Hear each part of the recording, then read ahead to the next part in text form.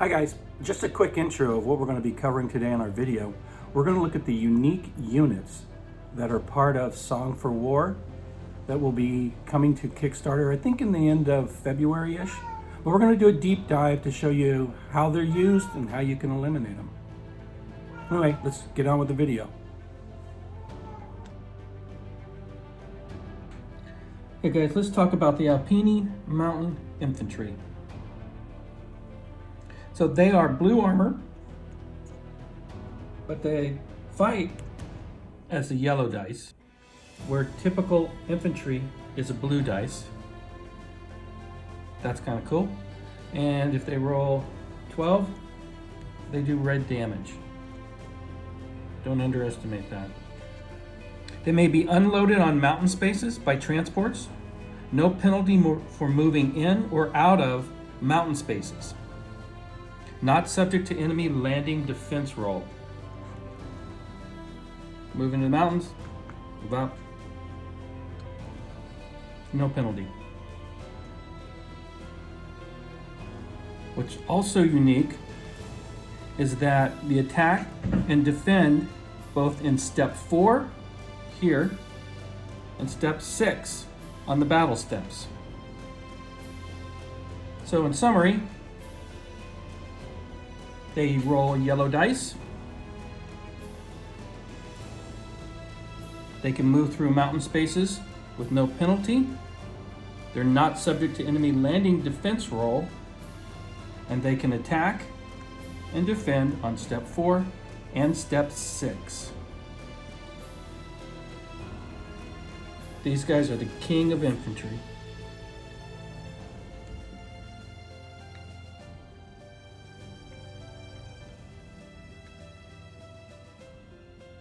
And there went the king of infantry. Okay guys, let's talk about the railgun. I can't pronounce Schweiner, Gustav railgun. So, armor is yellow. So not gonna be too difficult to take out. Firepower is only on attack. There is no defense. So this does not have any defensive firepower. It's 8 times 2 against land and sea units. It cannot be used against air units. It has a +1 for its ability. So if you roll a 12, you get an additional dice. And you get 2 red dice to roll. So that's pretty good. Okay? So this is actually a weapon that could take out the King George. King George was sitting here, has a range of 3, mind you. So it can reach out here if the King George is getting close to land, roll 2 hits. No, actually, you know what? It can't because concentrated fire. It has to have 2 units. Remember that. That's why I'm going to keep this in so you realize you have to have 2 for the concentration. Don't think like I just did. Okay, so let's get on to what it can do, which is pretty awesome on the offense, because defensively, there's nothing really fancy about it, but there are a couple of things to know. As far as movement goes, the gun must stay within 1 space of a controlled objective. It cannot be transported and may not move into mountains. So I could not be here. Mountains give you a +1 on range, so too bad you can't put this in the mountain. You'd have a range of 4. Okay, so I could go from bone to here. Okay, if I move, I don't get to fire. So I either fire or move, and I can move 1, but I have to stay within 1 space of a controlled objective. Now, if I controlled both of these objectives, I could move 1, I can move there, now I'm within 1, now I'm within here, and again, if these are controlled, I can move to here, and so on and so forth. So it has some movement abilities, but not much. Where I couldn't move, if I was in bone, I could not move there and then move to there. I'm not within 1 space of a controlled objective. Now, here's where it gets nasty. Let's just put it here in bone. I roll 2 dice. For each successful hit, I get to roll another attack die. And I keep rolling hits until they miss. So, best case, I roll 2 12s. So now I got 2 hits. Because I've got a +1, which allows me to roll an additional dice when I get a hit on a 12, I'll just use yellow dice. These 2 dice are going to get to re-roll. The 2 12s allow me 2 more. So a roll of 2 12s is now going to give me an additional 4 dice. And I roll those. Any hits on those with an 8? There's one more. I'm going to get to roll yet another dice. And I can continue doing that until I miss. Just when you need it, this gun could come through. So that's a Schwerrier, again, mispronounced, Gustav Railgun. Pretty awesome little weapon. Okay, let's talk about the King George V battleship, how to destroy it. So, let's start with aircraft. Now keep in mind that the King George does have defensive fire with an aircraft. Okay, which only goes after aircraft, obviously, needs a 9 to hit, but you get 1 dice. So it has a little bit of protection there, but where it really gets its protection is its black armor. Offensively, it rolls 1 red, 2 yellow. Okay, 1 red, 2 yellow is slightly more powerful than a regular battleship, which rolls 1 red, 1 yellow. So it's got a little more offensive firepower. Has a range of 2, and if it rolls a 12, then its damage levels up.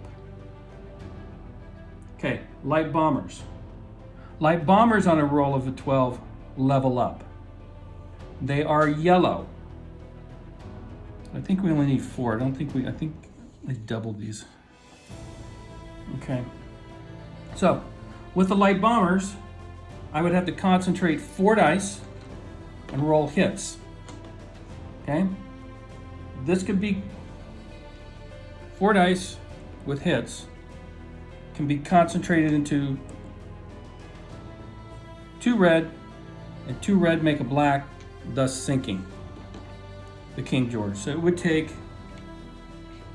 4 light bombers to do that. Concentrated.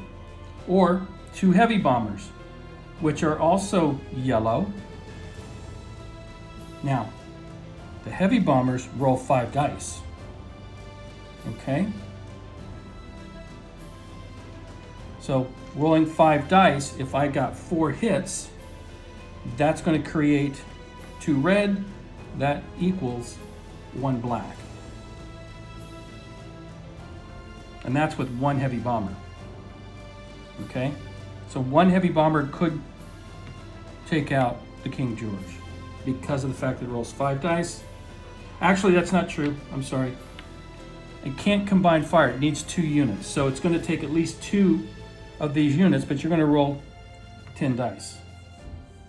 So 2 heavy bombers could probably take this out and can take out the King George on a consistent basis. Okay, and remember, you combine 2 blue make a yellow, 2 yellow make a red, 2 red make a black, and then any of them, the way that math works, all the way down to 8 blue make 4 yellow, make 2 red, make 1 black. Okay? That's how the aircraft have to combine their damage to sink King George. Now, I guess a heavy bomber rolling 5 dice, it gets a +1 for its special ability, which just means it rolls an additional dice if it rolls a 12. It doesn't level up. And so a single heavy bomber cannot take out the King George. You're going to need 2 because you're going to have to combine fire. That's the aircraft side of it. Let's now take a look at the destroyers. Now the destroyers are blue. You roll a 12, it does level up the damage. So you're going to need 2, 4, 6, 8 combined that gives you, again, 8 blue hits is going to give you 4 yellow, 2 red, and a black. Okay? That's not counting any 12s that get rolled. So you theoretically could do it with half as many if you had 4 of them and they all rolled 12s. Because that would be 4 yellow, because they go from 4 blue all leveled up to 4 yellow, 2 red, 1 black. Your cruisers, they are yellow. 4 yellow, 2 blue, 1 black. So 4 cruisers. Battleships. The battleship rolls a red that can level up and 1 yellow. So 2 battleships are going to roll 2 red and 2 yellow. Now, if any one of these rolls a 12, any one of the blues, that automatically goes to black, and then it sinks the King George. And that's without even combining fire.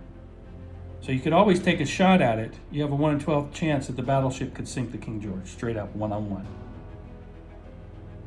But if you're rolling these 4 dice, you can combine those hits. So let's say you had a hit, that would be 2 red, make a black. Maybe you had a hit and a miss and 2 yellow hits, would make 1 red hit, then you'd have 2 red hits again, which make a black. Okay? So that's how 2 battleships would sink the King George. Now, any combination of concentrated fire would do the same thing. Okay? So, for example, if these cruisers didn't get 4 yellow to go to 2 red, but maybe got 3 yellow hits, and there was a battleship that rolled and got another hit, that would be a total of, if they were all concentrating their fire, say 1 battleship and 4 cruisers, or even less than that, whatever the numbers are. If you can come up with 4 yellow to get to 2 red, you can get to 1 black, you can sink the King George. Okay? So, tough little booger, but it can be taken out.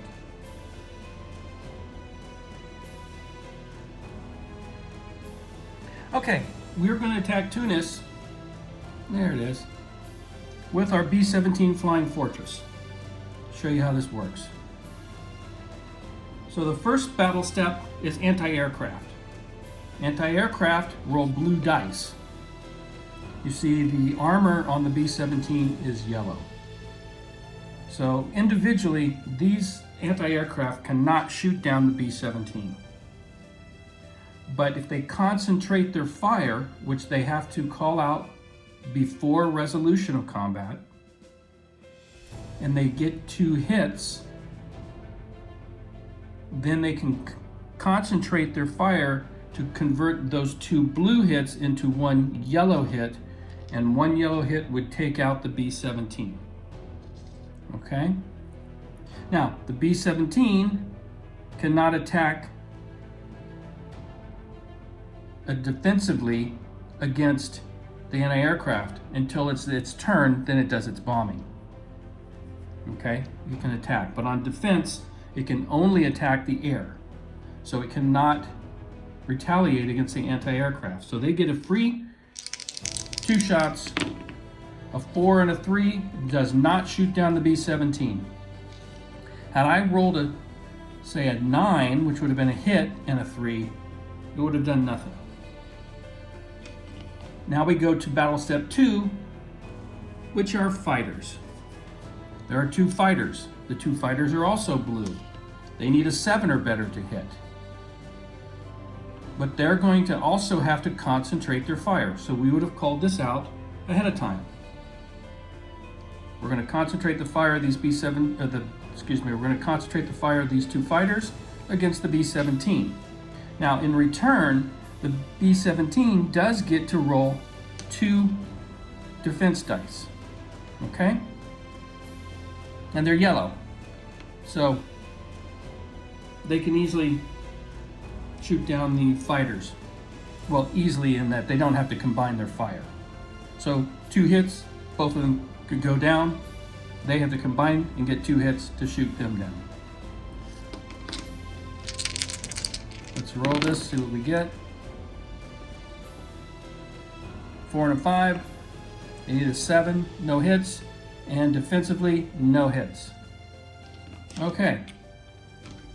Now we go to battle step 3, which is where our light bombers and heavy bombers can act. There are 2 light bombers. The light bombers only have defense against an air attack. They do not attack. So this light bomber cannot attack the B-17, just as the B-17 cannot attack the light bombers, and so there is no air-to-air combat. But the B-17 gets 3 yellow dice against land or naval units and 2 red dice against land or naval units to attack with. They also have a +1. The +1, if they roll a 12 on any of these dice, they get an additional dice of that color. So if I roll a 12 on a yellow, I get to roll another yellow. If I roll a 12 on the red, I get to roll another red. And then we're going to talk about supplies, because as the B-17's attacking and I get hits, I can decide to allocate some of those hits to lower the supplies, or allow those hits to go against the targets that the defender chooses. I'm going to go ahead and roll these 5 dice. Oh, and there is a 12. Perfect. Okay, so we needed to roll 9 or higher. We have 2 yellow hits, 1 red hit. Let's go ahead and re-roll that yellow, and we get a 4. So now we have 2 yellow, 1 red. So here's how combat resolution works. If I was to decide I want to lower these supplies by 1, I would assign one of my hits. It would be the yellow one. Okay? I could reduce it by 3. So right now you see supply is 12, 11, 10. It could go to 11, 10, 9, or 9, 8, 7 if I was to assign all 3. That's one option. The other option is I apply all of these damage to the units on the ground, and the defender gets to choose. Okay? So what do we have? And here's how it works. A yellow is equal to 1 yellow casualty or 2 blue casualty. A red is equal to 1 red casualty, 2 blue casualties, 2 yellow casualties, or as many as 4 blue casualties. And again, the defender gets to choose. So, if we look at what we have here on the ground, we know the anti-aircraft are blue, we know the fighters are blue, the light bombers are blue, the infantry is blue. Okay, so those are all blue units. Let me kind of organize that. Those are all blue. Artillery is yellow and the tanks are yellow. So, if we were to say assign the red damage, that's the equivalent of 1 red, which they do not have any red, 2 yellow. There's only 3 yellow here, a 3rd yellow. They can choose to remove all of these and then 2 red. So that's quite a bit. Or any of the other combinations. So let's say I decided to take red, blue. If I wanted to take blue damage, there's 1, 2, 3, 4, 5, 6, 7, 8, 9. This does 4, 5, 6, 7, 8. So if I didn't want to lose the tanks and the artillery, I would have to lose everything but, say, my fighters. As you can tell, the B-17 is pretty nasty. If I, as the attacker, choose to go to supplies, it just comes off, the defender has no choice. If I decide to go after the units, the defender chooses their poison. In a nutshell, that is basically how the B-17 works, how to destroy it, and how devastating it can be. As always, guys, I appreciate you taking time to check out what I do here on the channel.